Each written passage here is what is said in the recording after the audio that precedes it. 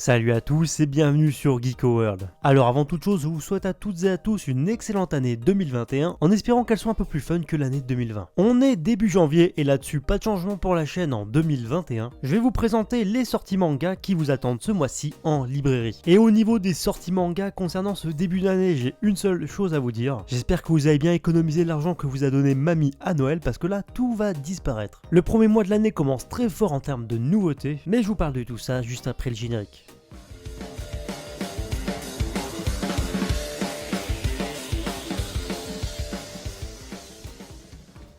Avant d'aller plus loin, comme d'habitude, vous le savez, c'est très important, je vous invite vraiment à lâcher les pouces bleus. En toute transparence, ça m'aide vraiment à être mis en avant sur la plateforme, donc un grand merci à vous. Et si c'est pas déjà fait, je ne peux que vous inviter à vous abonner à la chaîne, ici on parle d'actu manga. Et bien entendu, je rappelle que cette émission est seulement une grosse sélection de ma part concernant les sorties mensuelles chaque mois. Donc pas besoin de me dire dans les commentaires que j'ai oublié telle ou telle série, c'est pas un oubli, c'est juste que je ne l'ai pas sélectionné. Et sur ce, maintenant que c'est parfaitement clair, on peut y aller. Le planning des sorties manga du mois de janvier s'ouvrira avec la journée du 6 janvier 2021, une journée plutôt chargée on va dire, où vous pourrez retrouver notamment Journey Beyond Even et son deuxième volume, Battle Game in 5 Seconds et son tome 13, Blue Giant Supreme et son tome 2, le tome 12 de Eden Zero. Les fans de Fairy Tail auront de quoi se mettre sous la dent avec deux spin-offs, donc Fairy Tail Blue Mistral et son quatrième tome, et le tome 4 également pour Fairy Tail City Hero. On a le droit au tome 8 de Grand Blue, au 11e volume de Gun The Last Order, édition originale, le 20e volume de Inomaru Somo, le tome 19 du ô combien monstrueux Jojo Bizarre Adventure saison 8 Jojo Lion, le tome 4 de Mao, le 5e volume de Nyankees, ce jour-là double ration de One Piece avec le tome 97 de One Piece, la Glénat fait très fort, on se rapproche vraiment de très près de la publication japonaise, mais également One Piece Party tome 6, l'excellentissime Tokyo Rangers débarquera de nouveau en librairie avec son tome 10, Sailor Moon Eternal Edition débarquera, donc cette fameuse réédition que je vous conseille fortement aura le droit à son deuxième volume. On aura le premier volume de Tezukomi, le 11e volume de Romeo vs Juliette, le tome 29 de Rinne, le tome 17 en nouvelle édition de Rana 1/2, et enfin on terminera avec Paradise édition originale et son tome 6. Planning bien moins chargé le 7 janvier avec Beastars tome 14, une des grosses nouveautés qui débarquera justement en ce début d'année, c'est les carnets de l'apothicaire chez Kiun. C'est un manga que j'ai hâte de découvrir parce que l'est fortement recommandé au Japon par les libraires japonais. Double ration de My Hero Academia avec l'édition collector déjà du tome 27 de My Hero Academia, ainsi que sa regular édition, donc l'édition normale du volume. Et on pourra également retrouver le nouveau guidebook du manga Ultra Analysis. Le tout accompagné de The Killer Inside Me, son tome 4, et le nouveau tome de My Fear Honeyboy. Le 8 janvier, on pourra retrouver Detective Conan, Apprenti criminel et son tome 5, le nouveau tome de Fire Force,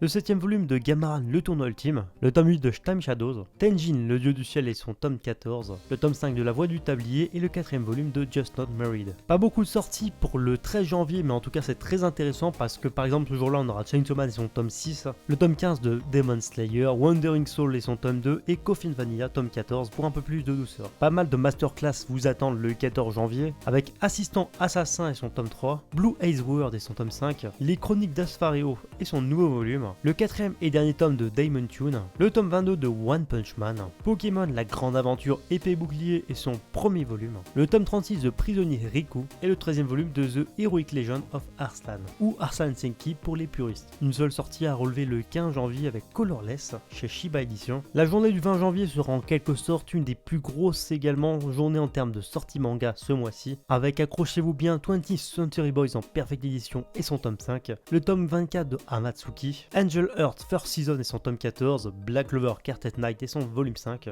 le premier volume de Blue Period. Pareil, c'est également une des grosses nouveautés de ce début d'année, mais le tout accompagné de Dragon Head et sa nouvelle édition, AQ Les As du Volet et son tome 39, le troisième volume du très bon et très prometteur Hitman Les Coulisses du manga, le tome 17 et celui-là je l'attendais particulièrement de Love Dilemma, le tome 11 de Magical Task Force Asuka, et ensuite un nouvel ouvrage assez sympathique et qui me fait de l'œil, il s'agit de Seiyukiden, la légende du roi des singes. Et pour le reste, on pourra retrouver La Lanterne de Nyx et son tome 6, le nouveau tome de Shadowhouse, Super X-Rose et son tome 2, Pirate Seekers et son tome 6, So I'm Spider So What et son tome 3, le troisième volume de Tokyo Shinobi Squad et le cinquième volume de Uchikomi. Le 21 débarquera en librairie Amanchu et son tome 15, Mauvaise Herbe et son troisième volume, Guess What et son tome 4, Engole-moi et son 7 7ème volume, oui je suis désolé, je ne sais pas prononcer ce manga, le tome 6 de Egregor, le tome 9 de Jarmongang, Anna l'inaccessible et son tome 2, Masamune Kun's Revenge, et son premier volume, une des grosses nouveautés pareil qui arrive justement dans le catalogue de Mehan, trouver The Unwanted Undead Adventurer à son 3ème volume, et enfin Tombé du ciel et son tome 8 et Eureka et sa 2ème box. La journée du 22 janvier sera l'occasion pour nous de découvrir Héroïne malgré moi, une toute nouveauté qui débarque chez Kana, l'avant-dernier volume de 5 Minutes Forward, le tome 8 de Gleipnir, Just Not Married et son tome 5, la suite de Levius et son tome numéro 7, le tome 9 de Moriarty, le 6ème volume de Shaman King Star Edition, et enfin les 2 premiers volumes en simultané feront leur apparition pour le manga Shai. Une des dernières dates clés de l'émission c'est le 27 janvier, où vous pourrez découvrir World Trigger et son 22ème volume, enfin j'ai envie de dire, le tome 15 de We Never Learn, le tome 28 de Skate Dance, le 11ème volume du What the Fuck Jagan,